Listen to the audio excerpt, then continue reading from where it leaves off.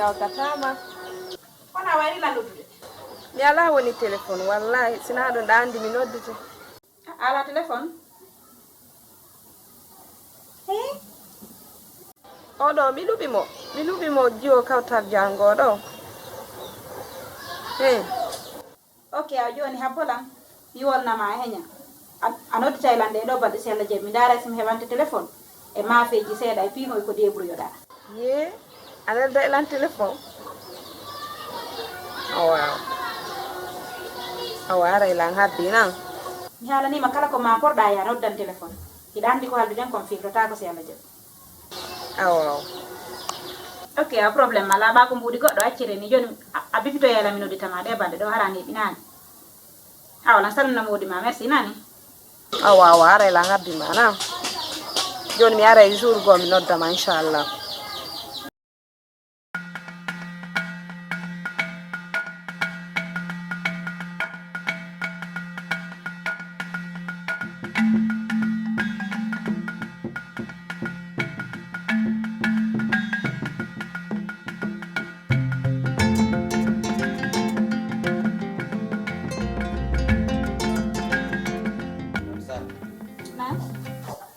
Nini golle den dudir langa biro ne seke sare marki jon do ni voilà sare marki fayda o 3 semaines fe ilo do ayno moni artire non ka na ler mo mo yarte moni artude ka na ler mo no yaltude on kadi mi yaltata ka dum fomire ma tan min blando to voilà golle den be yidike won ka biro quoi donc ko mami heba secrétaire o mi wawa gollude sino si mi chargeri ni ore en finalement mi anda ko no wayta quoi quanto ko ya secrétaire de mono do gollude mi halnando ma nyande mi ngi o ngandi finalement mi wawa no famonde do quoi parce que non seulement moni faible trop bon mo néglige kadi raison pour laquelle mi renvoie mo maintenant l'enfant la goddo do kadi quoi mo yono gonu jibilando honno mi hebirta ade nyomo mi holi ade nyomo bernde mo wurani golle den ko tawa wawa goddo no mi falira no harami kam ite sardo mi wora en seeda ok ko dum wala ma pinde ni quoi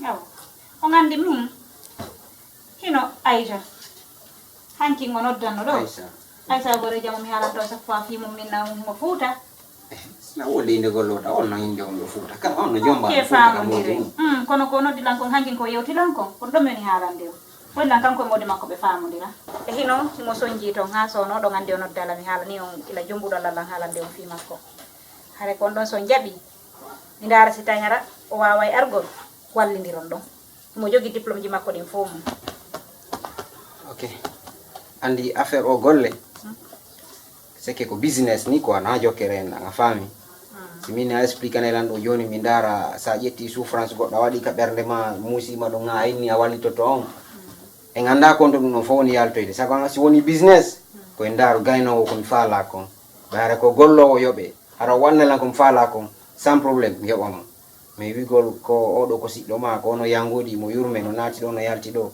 mi sagan di piji do ara yeji tay ko a fami donc awa c'est ça so jaɓino le no yirɗon lanni mi alana on probléme kankadi o ala probléme o mi yirani o probléme few so jaɓi yandi mi jeeji on fi Allah wallirelan ɗum ɗon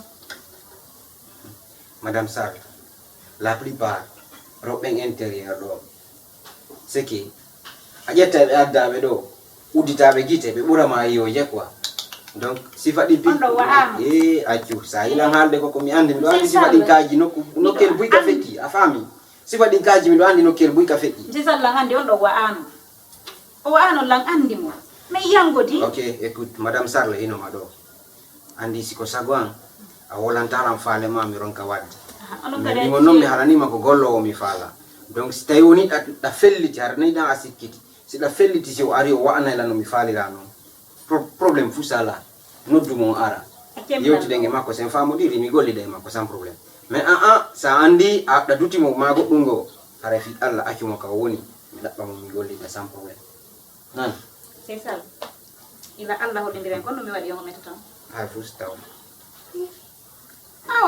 waton yidan e goddo ma mi tindina na fi goddo innon lan on do sino wadini ma sino wadni mi subanta kon ko boni mi subanta kon ko kaani ko mi subani o ko hore am subani fami joy mi jeji on on fiya mi andida holi ma 100%. wallahi Gore joma kono jangidi. few menen jangidi Jongo ko watta. Noddumo téléphone yewtida e makko son famodiri. O semaine ɗo mo wawi arde. No ariri o fuɗɗo golle ɗe. jonnon no gandi mi wala ko hemo mar transport Non fona problème. Joni yewtidi e makko son famodiri nabbol transport makko mo ara na problème. Neba illa yewtani. mi nodda mo dalla jayde balle do Neba di orange mo. am yerdi kedo Ya dalam pada yang belanja dari luar. Wali saya harus mulai. oh wa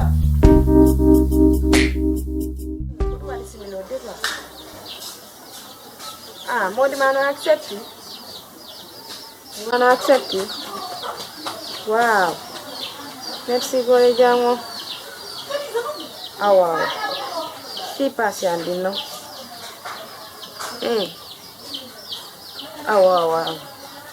Awa jonno mi hendori mi yahay na. Vraiment merci mi weltike moƴƴa. Joni mi accitima ɓay mi ɗuɓi téléphone o yano dari ɗo ko nelanoɗo.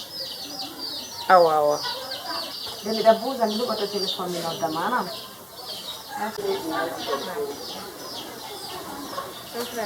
Merci na. Ok, merci. Vraiment merci beaucoup. Ok, merci. Jara.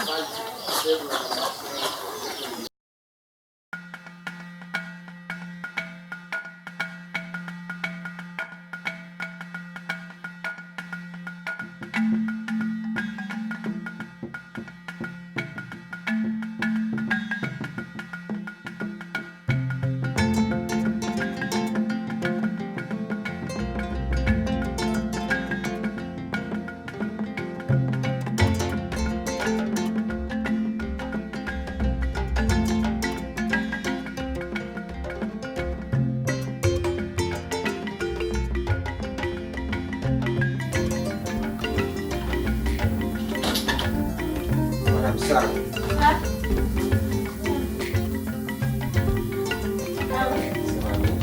ya Era Sony. alhamdulillah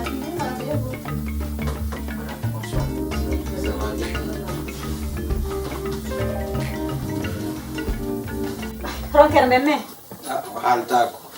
je nyallanga Ça va na sina. Nini ko amu tiaze ndiam. kon ɗon nde fewni Mo fewdi e sar nden ni. hono golle ɗen ton kono woɗɗi ke seeɗa Ho dali nan. Très bien. ok ko ayta ni karam daari o Andi min do dum do parce que mi tawai si mi hawjal parce que la andi wodai ko hala mer mi sikiti ke ko kanko quoi. awulu laandi kito waade mais na problème Parce que la andi mo kadata.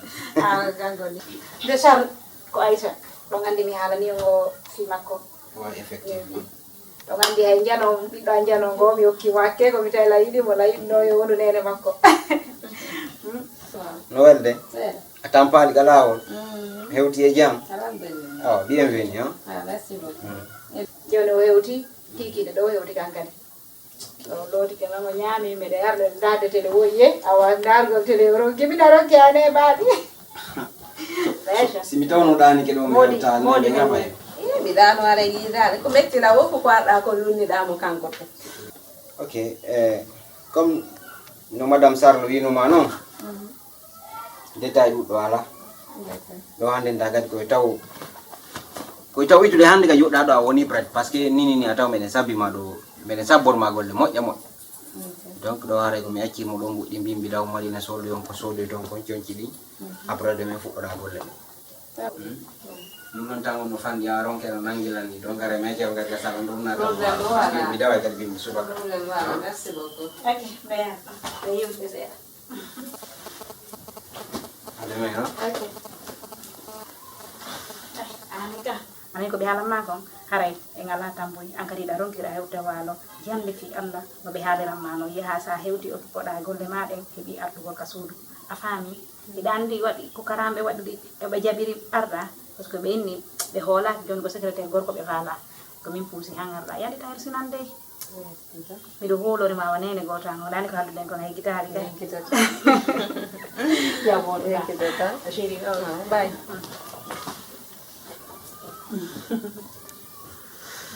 Dieu merci.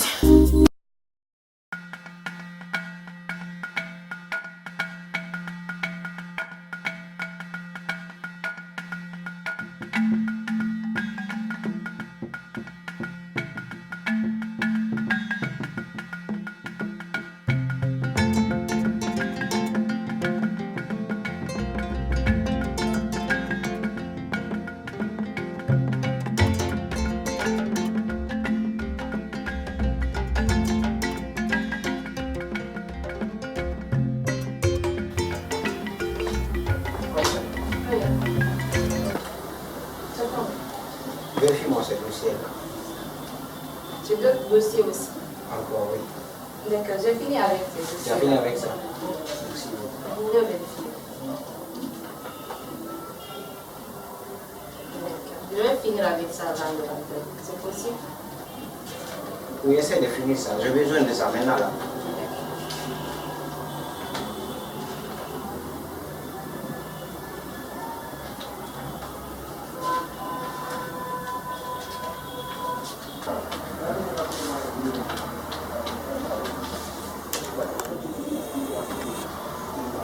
Mais Aïssa, regarde ici.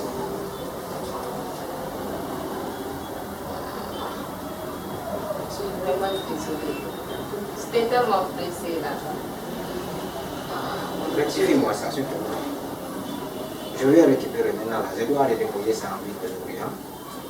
Tout de suite. Tout de suite, s'il te plaît. Ce que je t'ai donné là, dépose ça d'abord. Essaye de finir avec ça. Pardon, hein?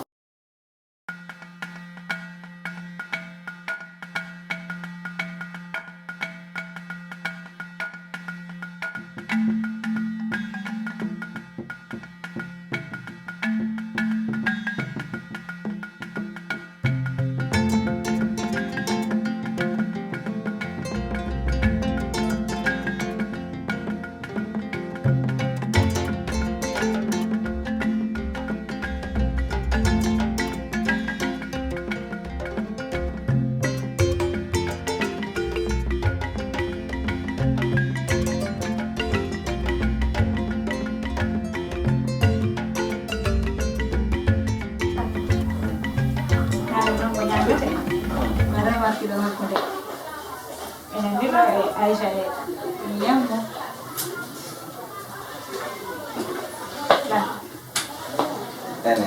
La revi do hakkude kamɓe ɗiɗo kadi ɓe jombindir. Faala wiide komo wonno miijade komo ɗonnoɗa miijade par ce que mi ndaari enen ɗe jooɗi côté goto mi ndaari kadi Kamɓe ɗiɗo kadi nayi. Aïssa Lukman kadi jooɗi côté goto i gon ngaɗo ngaƴirema Hoɗum tigiri ino koye ɓe jombindir.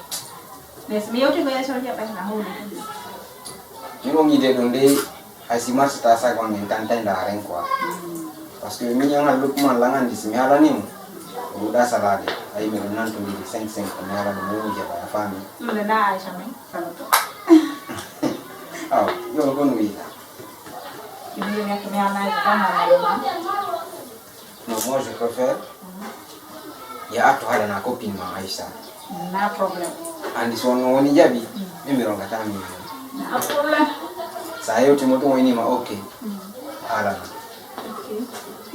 mi joɗne Lukman mi yewtama ko koto yewtata miña tawa sekina ko gasta salade quoi wona probléme a faami na holi wayro man saltako parce que o haalanino ɗan une fois o e aduwama koye ɗaɓɓangol labbeygu ade o waddine eyi ok joni noon mi haalnaymo donc ƴetten mo sérieux joɗɗin copine ma doyi yewtamo sérieusement a faami yewtamo moƴƴa so jaɓi so wawima famude o jaɓi lancé procédure ndaren par ce que min langandi min an wata salade lagoli o jaɓay ina haray marsi eyi no ma eyno lan hiɗandi déjà eyyi no miñangan ojo mbigorema away woni famille famille mum bo fiñan ɗum Ah.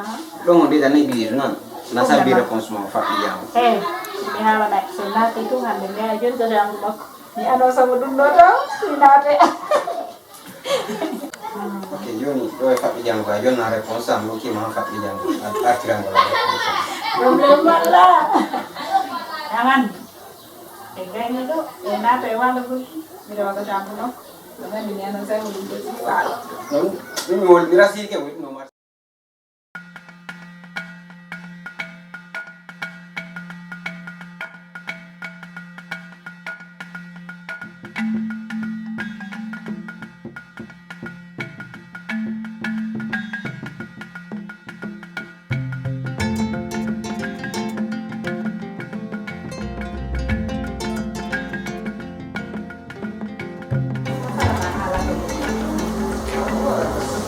Kalau tahu ada yang berpikir, kan?